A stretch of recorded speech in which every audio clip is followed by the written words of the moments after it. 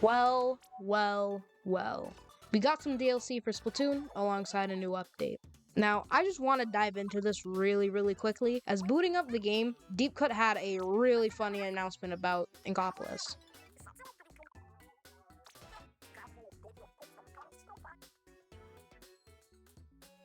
Regardless, hopping onto the train station and getting off.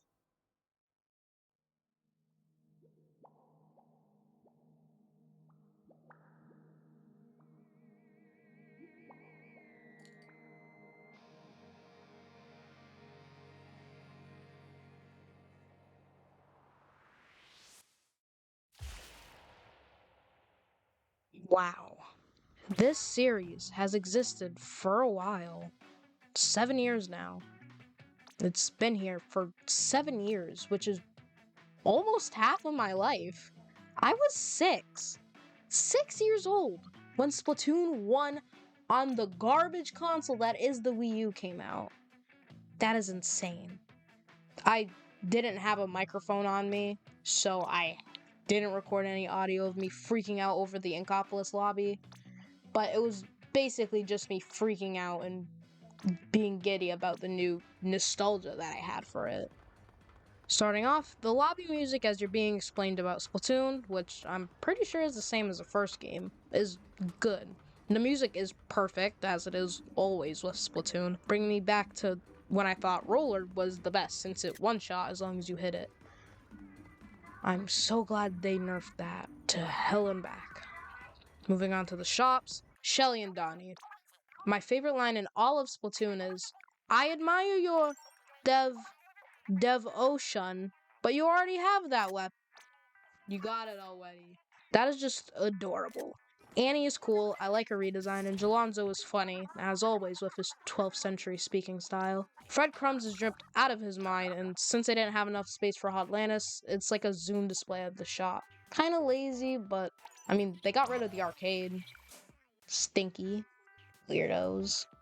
They also added in the shoal from Splatoon 2 and Splatoon 3, which, question, who uses this? Like, actually, I haven't seen a soul use this shoal. It's weird. I have more subscribers than the people who use that place. Which, matter of fact, you should subscribe since I'm literally, like, so close to 100. That'd be really huge if you could allow me to break that milestone. Anyways, heading away from the shoal, there's the first idle window, atop these stairs. Basically just stood there. Until they waved back at me. That reminded me of the first time I stood there. And then they waved back at me. But yeah, Callie and Marie, Team Callie by the way, are pretty cool. Heading back into the alley, we have an Aussie Spike. G'day to you. Weird stereotypes aside, I missed him and I'm glad he made an appearance in every game so far. Heading into Inkopolis Tower, it just brings you to the normal training lobby. Which makes sense, game-wise, but lore-wise, you'd think it'd be different, but no. Something I did notice is that the story mode grate has been blocked off. It stinks, but it'd be weird if the Octa Valley grate led to Alterna somehow. Maybe we'll get a Captain 3 story for DLC.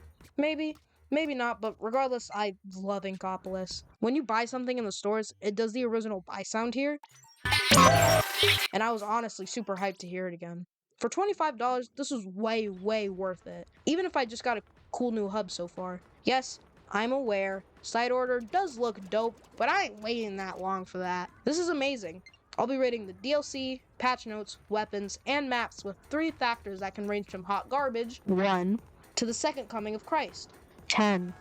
Faithfulness, which is basically, are they in line with the previous weapons, maps, you know the drill. Design, basically the flair in the weapons, maps, etc. Finally, the you factor. This is what would make the weapons, maps, etc. unique and compel one to use or play it. I would give the Inkopolis lobby a 20. Let's talk about the patch notes. They added a lot. Like, a lot. They added a completely new gear brand, ZNF, which I think is Zeko and Firefin. Not sure. 126 items total in the shops, 2 new stages and 2 new specials, alongside 12 more kits, 23 new table turf cards, and some more Grizzco prizes. On top of that, before the next season, you'll get more rewards due to a closeout bonus, making it easier for someone to get all the rewards before the next season. For a new feature they added, this is a pool.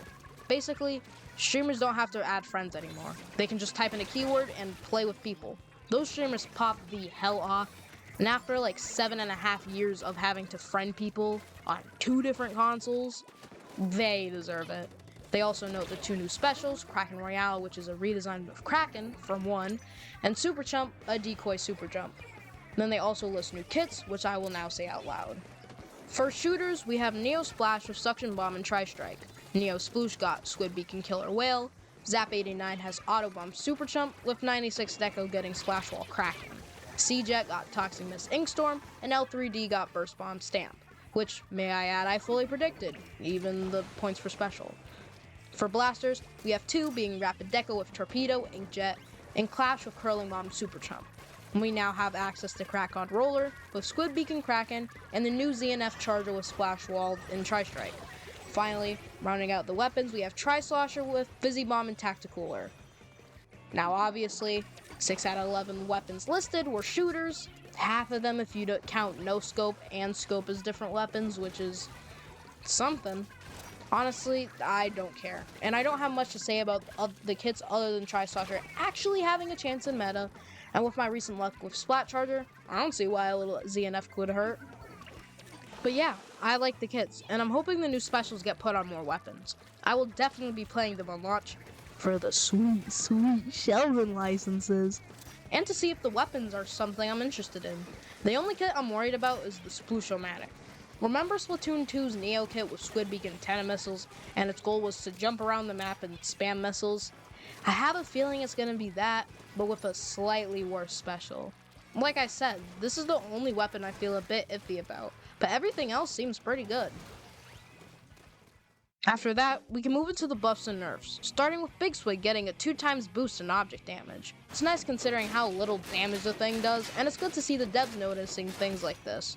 A sub-goth nerf being Burst Bomb with 60 more frames of lighting. This means that you can't spam burst bombs and get your ink back as fast. An indirect nerf to weapons like V-Splash and Stamper, so that's good. Now we have a ton of special buffs, specifically against Crab Tank. Keep this in mind, Trizuka does 20% more damage to Crab, now being a better 2-shot. Will got a better special power buff, making it so that you get more use of the ability as you use less. The best way I can explain it is the sub-curve is better. Inkjet now does 250% more damage to Crab Tank, now making it just under a 1-shot. This is an insane buff considering the fact it used to be a 4-shot. Finally, Stamp got not 1, not 2, but 3 times buff against Crab. Jesus. Now if they actually make the rush mode function, it could be damn good.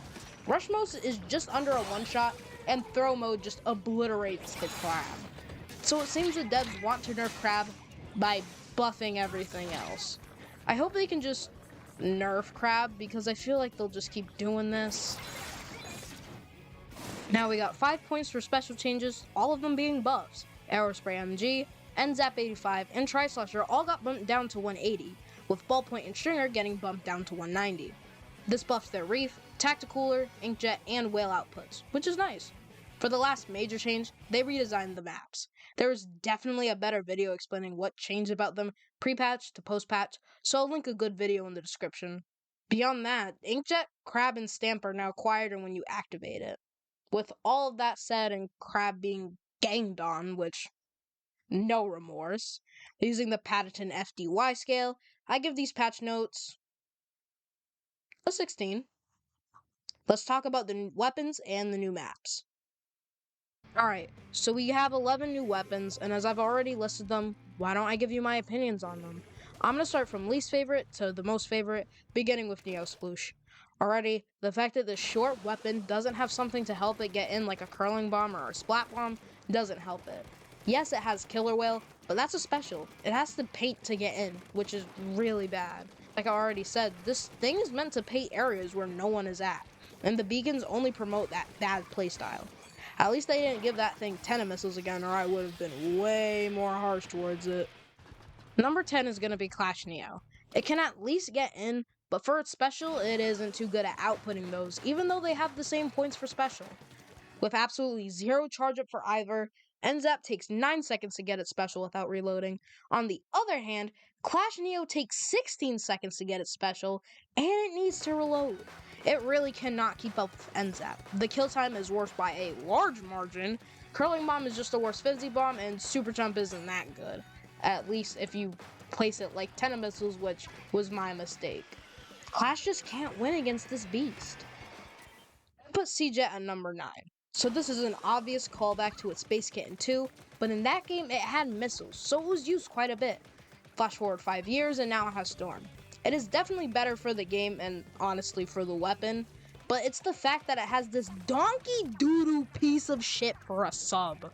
Even in 2 the players didn't use it, and it's even worse as in 3 it doesn't affect Kraken, and if you squid roll through it, it doesn't even affect you. This thing is actual trash, and I know it's too late to bring in Disruptor, but please, man, please. I love playing Jet Squelcher, just please make it have an actual fucking sub.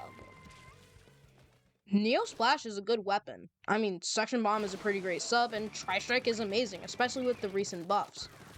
Oh yeah, T-Tech is a thing, and it has a better sub, and better points for special. Jesus, devs, couldn't you have literally given this thing anything else?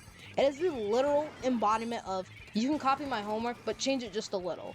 There isn't any reason to play this, unless if you don't want to use Intensify action, and you like Suction Bomb over Splat Bomb. I'm not saying personal preferences are bad, I like No Scope over Scope, but at least meta-wise, this thing is going to be forgotten, at least in my corner of the world. I like L3D, and that's not just because I predicted its kit, but I just like it because it's a fun weapon to play. I mean, yeah, it's just a shooter with V Mini's kit, but it does it way, way better. Burst Bomb can be used for comboing with its 87 damage, and Stamp is just a cool special to use. Everything about this kit is amazing, at least in my eyes. Obviously, Stamp needs some fixes before it's really good, but I enjoyed playing it while I was gathering footage. I really don't know what else to say. This is probably like the most mediocre weapon in this whole thing. So just know that everything from beyond this point is pretty good in my opinion. Number 6 is owned by Crapid, and when I first saw its kit, I was pretty happy. I like Rapid a lot, it's fun to play, and Torpedo is fun to use. Now, Kenza Rapid in 2 had Torpedo Baller, and while it has Inkjet this time, it still plays very similarly. I mean, there are some people who do crazy shit. Like, look at this.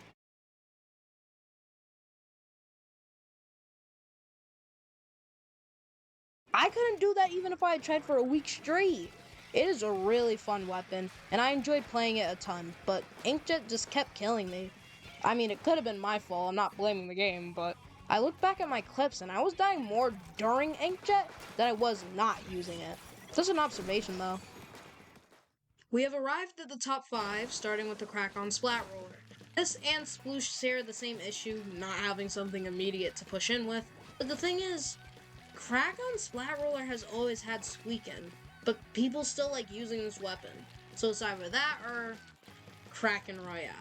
Kraken was a pretty big part of Splatoon, with it being one of the best specials in the first game. I'll talk about it more in depth later, but regardless if it's a weapon or special, I like playing this thing even though I'm way past garbage with it. Number 4 is the 96 Gal. This was honestly neck and neck with the Crack-On. If it had an enter tool, I would have given Crack-On 4th in a heartbeat. The thing is though, Wall is amazing for 96 Gal, and I'm not joking. It gets protection and a long range 2-shot. There is literally no reason as of right now to pick 52 when 96 has a cooler special and the same sub. Do you want a huge squid or 6 tiny beams? I'll gladly take huge squid over 6 laser beams anytime. We're now in the top 3, starting off with the NZAP 89. Auto Bomb is fun to chuck around and apparently get kills with. Maybe it was just me being good or the people just not knowing how to aim correctly, but everyone kept hitting super jumps and not me. And then I throw an auto bomb and then I get a kill, but it's whatever.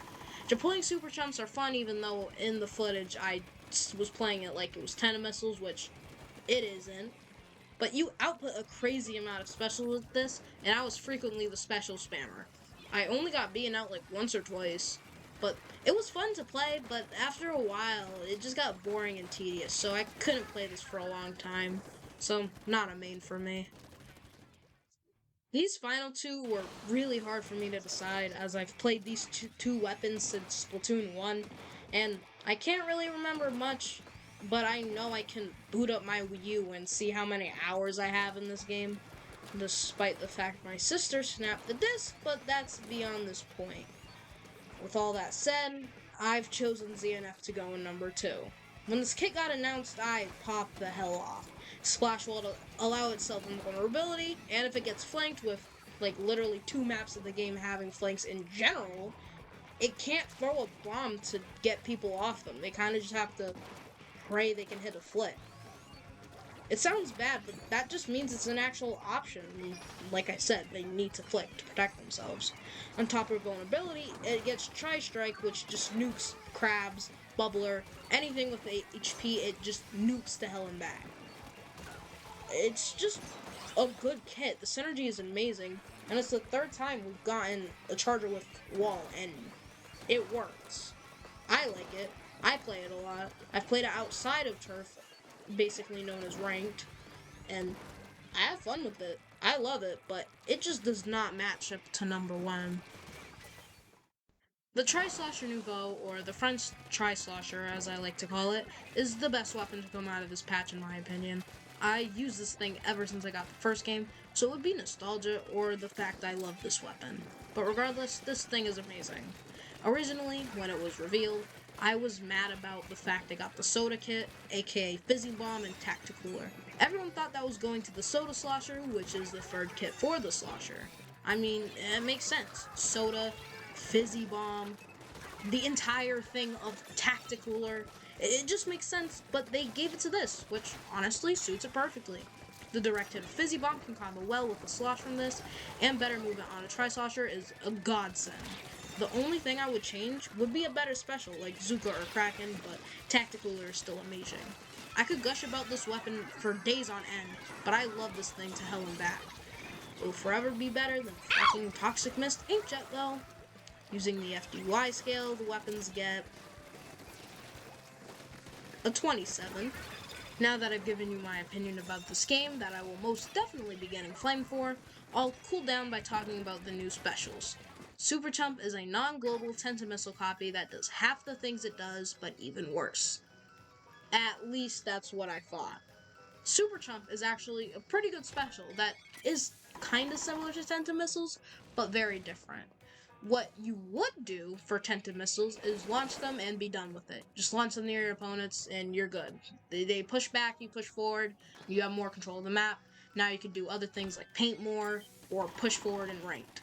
But no, that is not how you're supposed to use Super Chump. You use Super Chump as basically mini decoys. Literally. Just throw away teammates. You shoot behind one of them, they can't shoot you for like 2 shots, and that would be more than enough time to get your own shots in to kill them. So, Super Chump is really good. And just the name Super Chump, it's funny. It's creative, funny. I'd expect it from Splatoon. I really don't know what else they would have called them. Once they land, it takes a bit before they pop, and they do 60 each. The damage is not supposed to kill, it's supposed to do chip damage. Because if you're nearby, you get hit with like 35 or whatever. It's a 2-shot with like splatter shot, or 2-shot or 3-shot with most weapons. That's pretty good. Basically, move forward or backwards and destroy them is how you deal with them. But then, what about the other ones that you didn't get? Now you have people who could hide behind there and shoot you. So there's a lot. I like Super Chump. Originally I thought it was just a bad Tentamissiles, but it's not that. It's pretty good. I like it. You can also just put them in walls, off cliffs. It's weird, but I'm sure they'll fix it eventually. When? I don't know. But I think the specials are fine. Speaking of Kraken, let's talk about it. It's very, very cool. Bit more cool than Super Chump in my opinion. If you jump, you can do 60 damage, making that a 2-shot unlike its first appearance in 1. However, you can charge it and 1-shot. However, there is a set distance you travel, so you can't do some Super Smash Bros. Melee tech and cancel that. Near the end of your charge, you can squid roll out of that, and that can help break things like Bubbler. You can also squid surf with this. Something they removed from 1 is the ability to super jump for free with this. I would assume they removed this so that Krakon can't make it a recall weapon. Place down a beacon, activate it, and then once it's done, super jump back to the beacon, making it another recall weapon. They also made it so that abilities don't affect it, so swim speed up won't make it faster and ninja squid won't make it slower. Beyond that, there is a startup and end lag to this move so that it isn't a good panic button like it was in 1. There is a way to cancel the end lag, and that is by squid rolling. I say cancel, but you really just make yourself more mobile than if you were not to do it. I like the specials they made. They're both cool in concept and in execution. And we can't really use any of the new weapons or specials without a stage to play them on, so since they added new maps, why don't we take a tour to see what is new. I'm not going to rate the specials on a scale, the FDY scale to be more specific, because I'd probably just also give them a 27 too, so we're just going to pretend the specials don't have a rating. The new stage coming back is Manta Maria from 2. Before I go into this, I will only be looking at the turf war layout, so no ranked, because that would take me forever. Spawning into the map, you already have 3 options. Go to mid immediately, go onto the unreachable block and paint that, or go onto the unreachable block to on a small ship. Either way, you probably didn't know about that third option. To the left, going forwards, you can get some cover and a paintable wall. Then into a lower area, that can get you up to the hallway of the stage. This hallway is definitely bigger than it was in 2. Weird how they made Flounder smaller, but Manta bigger. Does make more sense though. That original hallway was very, very tight. Then you are faced again with 3 options. Go left and cut straight to mid, go up to the beam in the middle and try to cut through mid, or follow the path. If you follow the path, you can go to the enemy side or paint this side area. Going straight and right gives you the same option, but you can either paint your side area or go to their base. If we go right though, there's an ink rail that can get you onto this platform. You can drop down to your side area, peek around here for a good sniper perch, or go down to the hallway and continue there. If you go down, the big pole I mentioned earlier is inkable, so you can climb up if you choose to. Now that's all the covered. It's just a repeat in the enemy side. Just think of what I just said, but backwards. And I'm going to do something new. I'm going to show you some cool squid beacon spots, and I'll show you in the top left if they're applicable in both enemy bases, and if they're risky or not.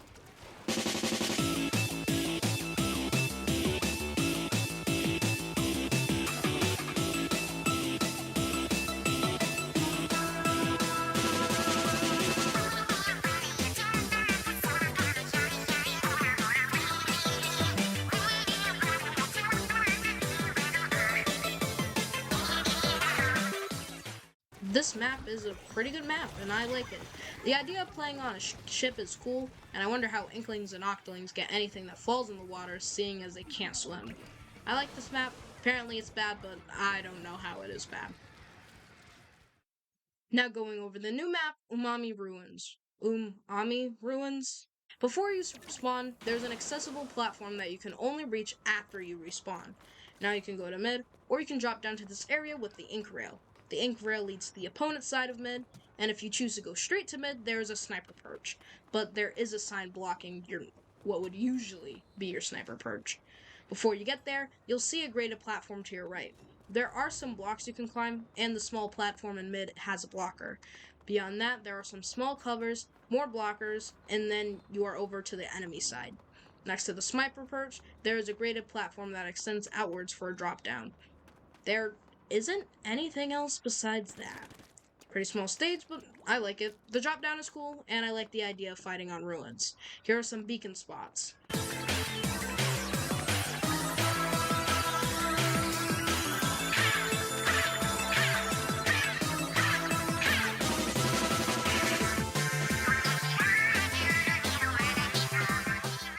Finally, using the FDY scale, I gave the new maps. I think a 19 is good. Doing the math, the fresh season got a 20.5, which is really good. That is pretty much what I give this season, so I totally agree with the math.